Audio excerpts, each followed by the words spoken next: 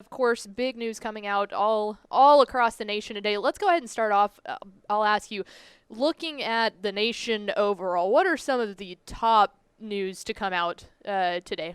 Well, looking here specifically into Texas, Alabama was able to sign five-star running back Kamar Wheaton, the number one ranked running back in Texas and the number 4 prospect overall in our DCTF Hot 100. He committed shortly after the early signing period to Alabama over Oklahoma.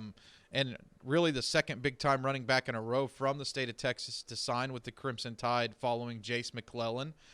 So this was a huge commit, a huge signing for Alabama and Wheaton, who I think is just brings a little bit of everything to the table. He's one of those guys that we could hear his name called in the NFL draft one day. There was a huge flip to start the morning off. Ike Aquana from Garland, Lakeview Centennial. He was a longtime Colorado commitment. Woke up, decided he was a Michigan Wolverine this morning.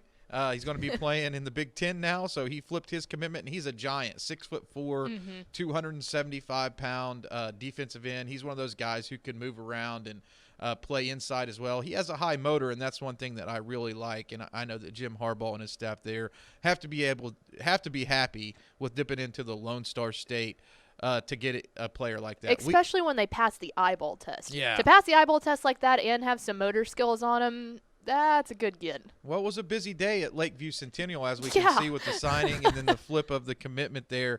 But not to be discounted, there's some 2022 news in Texas. Bear Alexander, one of the top defensive tackles in the entire country, announced his commitment to Georgia.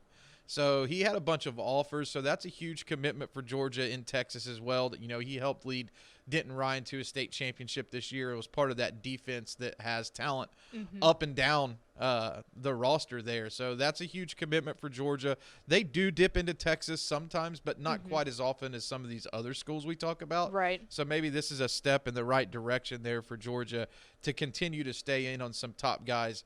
And I know they've offered Austin Jordan, a cornerback also on Denton Ryan's team that's a really talented player in the 2022 cycle.